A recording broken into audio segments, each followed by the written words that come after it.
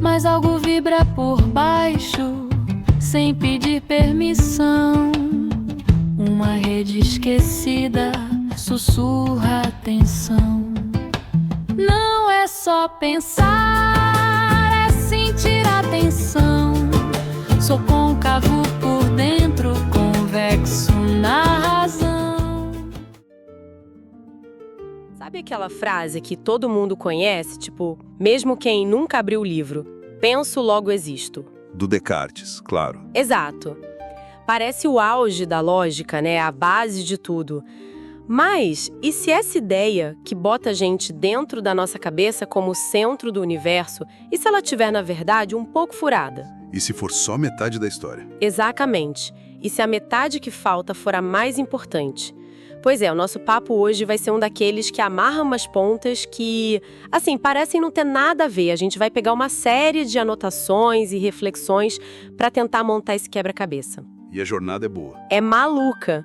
A gente começa revendo uma passagem da Bíblia, mergulha na arquitetura secreta do nosso corpo e, no final, ainda dá uma cutucada na base da ciência moderna. Parece audacioso, mas faz todo sentido. E acho bom a gente deixar claro uma coisa desde o início, né? A nossa análise aqui não é teológica, não é religiosa e forma alguma. A gente vai usar uma metáfora muito antiga como uma chave, sabe? Uma ferramenta para abrir uma porta para uma verdade biológica e filosófica muito profunda. A missão é investigar uma rede que nos sustenta. E o mais irônico é que a ciência cartesiana, a do penso, logo existo, passou séculos tratando essa rede como lixo. Exato. Como um tecido de descarte. A ironia já começa aí. Ok, vamos desvendar isso então, porque a curiosidade já bateu forte aqui. O ponto de partida é aquela cena clássica, de Mateus. Jesus, andando na beira do mar, encontra os irmãos Simão, Pedro e André, pescadores, e faz aquele convite. Venham comigo e eu farei de vocês pescadores de homens. Isso. A gente ouve isso a vida toda. Só que as fontes que recebemos apontam um detalhe que muda o jogo. A gente sempre pensa em pescadores de almas, mas o original em grego, alieis andropon, significa literalmente pescadores de homens. Exato. E essa diferença, nossa, que parece um detalhezinho, é um abismo de significado. Pescar almas carrega uma ideia de dualidade, sabe? De que o importante é o espírito, a parte etérea. E o corpo é só uma casca que você abandona. Exato, é um resgate que deixa o corpo para trás. Certo, um resgate meio fantasmagórico, digamos. E pescadores de homens. Pescadores de homens é sobre a totalidade. É sobre resgatar o ser humano inteiro, corpo, mente, presença. A metáfora sai do invisível e vira um resgate concreto e integral. Pensa no simbolismo. Um peixe fora d'água é um ser que não respira, que está num ambiente que não é o dele. Pescar o homem seria tirá-lo desse mar de caos, de inconsciência e trazê-lo de volta para o seu elemento, para sua forma completa. Não é sobre salvar uma alma, é sobre restaurar uma pessoa. Entendi. Deixa de ser uma coisa sobre o depois da vida e passa a ser sobre a vida agora, sobre estar inteiro. Mas ok, a metáfora da rede de pesca é poderosa. Mas como é que isso se conecta com a biologia? Onde é que essa rede aparece no nosso corpo? É aí que a análise dá um salto genial. A rede não é só uma metáfora. Ela é literal. Ela está dentro de nós, formando uma escultura tridimensional de cada um de nós. O nome dela é fáscia. Fáscia? Eu já ouvi falar. É aquela pelinha branca, sabe? Meio transparente, que a gente vê na carne envolvendo os músculos. Exatamente essa. Por séculos, a anatomia olhou para ela e pensou: é só uma embalagem, um recheio. Mas a grande sacada é essa. Se você pudesse tirar magicamente tudo do corpo, músculos, ossos, órgãos, tudo, mas deixasse a fáscia intacta, o que sobraria não seria uma poça. O que sobraria? Sobraria uma escultura perfeita de você, feita dessa teia translúcida. Um homem-rede. Uau! Ok, essa imagem é muito forte. Nós somos uma rede por dentro. Mas qual é a função dessa rede, além de embalar as coisas? A função é tudo. E ela opera por um princípio de engenharia chamado tensegridade. A palavra é complicada, mas a ideia é simples. Pensa numa barraca de camp moderna. Tá. As varetas sozinhas são frágeis. O tecido sozinho é mole. Mas quando você tensiona o tecido sobre as varetas, o conjunto vira uma estrutura super forte e resiliente.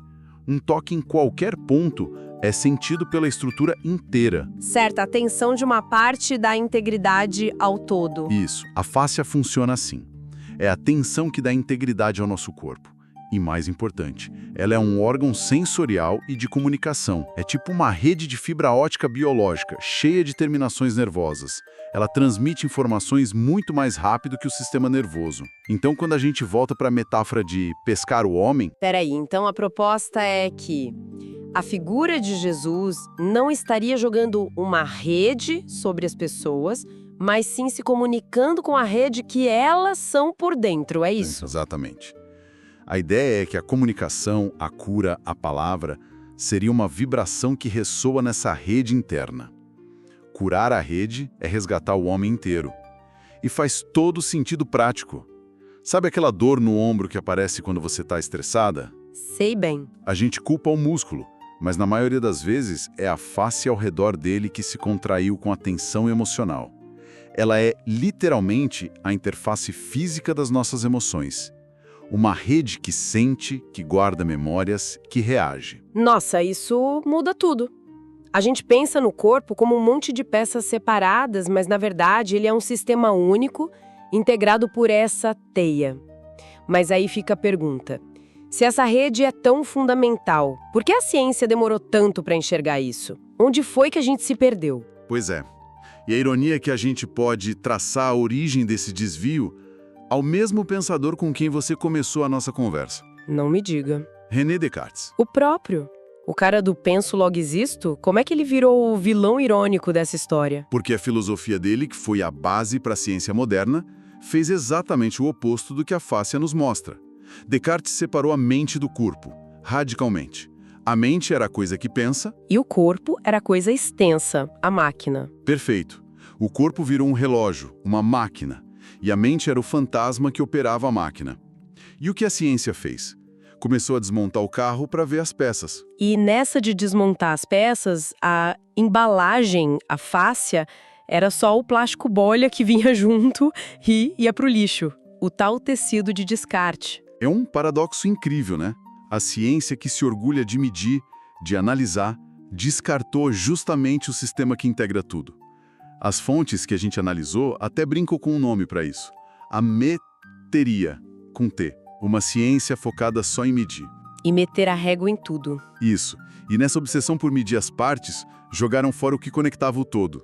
E é aí que entra a inversão da frase dele, né? A proposta de trocar o penso, logo existo, por outra coisa. Sim. Se Descartes nos colocou na prisão da mente individual, essa nova perspectiva nos liberta para uma realidade conectada. A nova frase seria: vibro na teia, logo sou o todo. Peraí, vamos parar um pouco nisso. Essa frase é forte. Vibro na teia, logo sou o todo. É uma virada de 180 graus. Total. É sair do eu, isolado na minha cabeça, para um nós, conectado por uma vibração. É sair da identidade do pensamento para a identidade da sensação, da ressonância. É uma mudança de paradigma gigantesca. É uma mudança total de quem nós achamos que somos. A gente deixa de ser um substantivo, um objeto isolado, para ser um verbo, um processo, uma vibração contínua na grande teia. Isso é lindo filosoficamente. Mas e a ciência de hoje? Ela já acordou para isso ou a gente ainda está só no campo da metáfora? Tem evidência concreta? Sim, e essa é a parte mais empolgante. A ciência de ponta está correndo para tirar o atraso. As fontes citam 2 nomes pioneiros nisso. Um é Jean-Claude Guimberteau, um cirurgião francês que, usando microcâmeras, conseguiu filmar a fáscia, viva, dentro do corpo. Sério? E o que ele mostrou chocou o mundo da anatomia. A fáscia não é uma folha estática, é um sistema fractal, fluido, um universo líquido que se reorganiza a cada segundo. É hipnotizante de ver. Então ele provou que a embalagem, na verdade, é um oceano interno. Exatamente. E o outro nome é Tom Myers, um americano que mapeou o que ele chama de trilhos anatômicos. Ele provou que o corpo não é organizado por 600 músculos separados, mas por linhas contínuas de fáscia. Uma dessas linhas, por exemplo, vai da sola do seu pé, sobe pela parte de trás da perna, pelas costas e termina na sua sobrancelha. O quê? Peraí, quer dizer que uma tensão no meu pé pode literalmente estar causando a minha dor de cabeça? Exatamente isso. Porque está tudo conectado por essa teia. Gimberton mostrou a estrutura e Myers mostrou a função. Eles estão validando cientificamente que o corpo não é uma máquina de peças, é um todo unificado. A sabedoria antiga sendo comprovada no laboratório. E se a gente for ver, essa ideia de uma realidade tecida, de uma tapeçaria cósmica, isso não é nada novo. Na verdade, é um dos conhecimentos mais antigos da humanidade. É como se a gente estivesse só redescobrindo o que a intuição já sabia há milênios. Que tipo de exemplos? No Egito Antigo, por exemplo, a deusa criadora do universo era Neith. E como ela criou o mundo? Tecendo num tear. E o mais curioso é que Neith não era só a deusa da criação. Ela era também a padroeira da medicina e das bandagens. Olha a conexão. Tecer, curar, enfaixar. É como se eles já tivessem essa intuição de que o corpo é encapado por essa rede e curar era de alguma forma retecer essa proteção. Faz muito sentido. A bandagem é como uma fáscia externa que dá suporte. E na Grécia? Na Grécia, você tem as moiras, as 3 irmãs do destino. Uma afiava o fio da vida, a outra media e a terceira cortava. A vida, para os gregos, era um filamento sob tensão numa trama cósmica. Mas a ideia de cortar o fio não soa meio definitiva, contrária à ideia de uma rede contínua? Ótima pergunta. Mas a gente pode ver o fio não como a totalidade, e sim como a jornada de uma consciência individual dentro da tapeçaria. O fio pode ser cortado, mas a tapeçaria continua. A tensão daquele fio específico se desfaz, mas a integridade da rede maior permanece. Entendi. A história do indivíduo dentro do todo. Exato. Mas a metáfora mais direta e poderosa de todas, que parece descrever a física quântica, vem do Oriente. Qual seria? A teia de Indra, do hinduísmo e budismo. A descrição é de uma rede infinita por todo o universo. E em cada nó dessa rede tem uma joia perfeitamente polida. E o mais importante, cada joia reflete na sua superfície todas as outras joias da rede. Cada parte contém a imagem do todo. Exatamente. E se você toca em uma única joia, a vibração percorre a rede inteira e todas as outras joias brilham. É a descrição poética perfeita do entrelaçamento quântico. É incrível pensar nisso. Que uma cultura antiga descreveu poeticamente algo que a ciência hoje se esforça para explicar com equações. Então, a nossa fáscia, essa rede biológica, seria a nossa antena pessoal para essa teia de Indra cósmica? A ponte entre o micro, nosso corpo, e o macro, o universo? Essa é a grande síntese que as fontes propõem. Deixamos de ser um objeto sólido e passamos a nos entender como uma trama vibratória, uma antena sensível. E tudo isso se conecta num conceito final, que é ao mesmo tempo simples e vertiginoso. A ideia de que estamos todos nadando num mar de nada. Mar de nada? Confesso que soa meio assustador. Parece o vazio. Mas é o contrário. Esse nada não é um vácuo. É o que a física quântica chama de campo de ponto zero. É um oceano de potencial infinito, de energia pura, de onde tudo que existe emerge. O nada não é a ausência de tudo, mas a presença de todas as possibilidades. Entendi. Não é um nada de vazio, é um nada de nenhuma coisa ainda definida, mas com potencial para ser tudo. Exatamente. E a pesquisa que recebemos resume isso numa analogia final que amarra tudo de forma brilhante. Pense em 3 palavras: peixe, feixe e mar. Ok. O peixe é a nossa individualidade, o nosso eu. O feixe é a nossa estrutura, a rede de fáscia de luz que nos dá a forma, o nosso homem-rede. Certo. E o mar É a consciência pura, o campo quântico, o nada onde tudo nada. Peixe, feixe e mar. A identidade, a estrutura e a fonte. E nessa visão, pescar homens ganha um sentido cósmico, então. Totalmente cósmico. Deixa de ser um ato religioso e se torna um ato de despertar. É trazer a consciência, o peixe, para sua própria estrutura, o feixe, e para sua origem, o mar. É nos lembrar que estamos sempre nadando nesse oceano de potencial e não caindo num vazio sem sentido. Nossa, que jornada! Sério, a gente começou com uma simples correção de palavras na Bíblia e foi parar numa nova visão sobre o corpo, a consciência, o cosmos.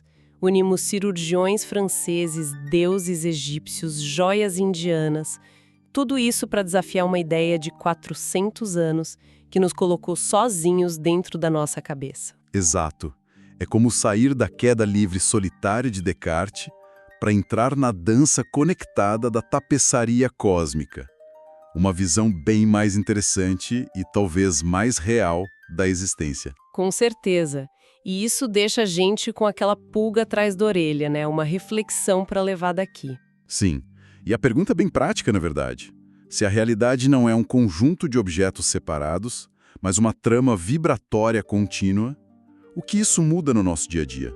O que acontece quando a gente para de só pensar sobre a vida, analisando as peças, e começa a tentar sentir a vibração da rede da qual a gente faz parte? A pergunta que fica é: se a gente passasse um dia inteiro, não só focado nos nossos pensamentos, mas tentando perceber essa conexão sutil com tudo e todos, o que será que a gente descobriria?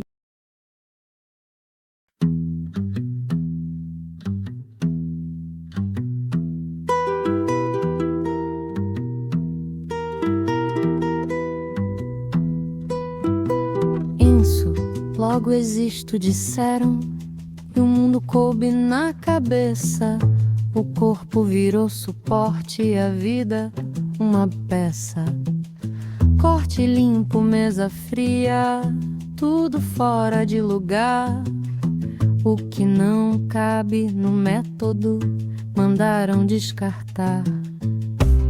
Mas algo vibra por baixo, sem pedir permissão. Uma rede esquecida sussurra atenção. Não é só pensar, é sentir a tensão. Sou côncavo por dentro, convexo na razão. Quando o eixo gira, a queda tem fim. A teia sustenta você.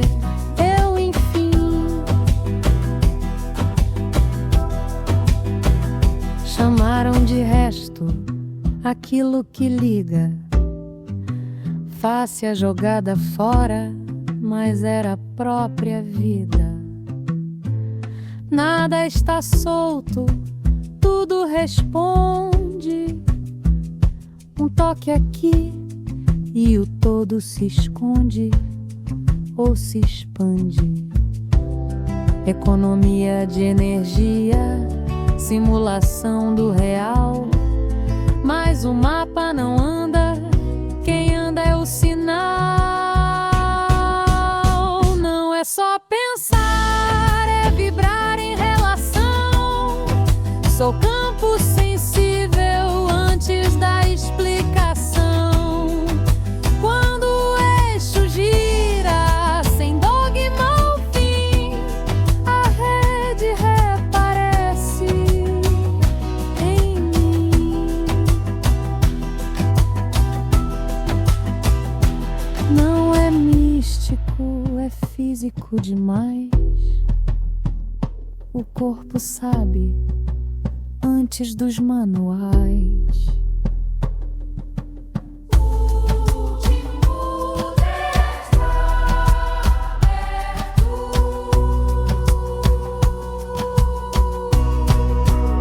Não é só pensar, é estar na atenção. Entre dentro e fora pulsa a percepção. Quando o eixo gira, sem precisar crer,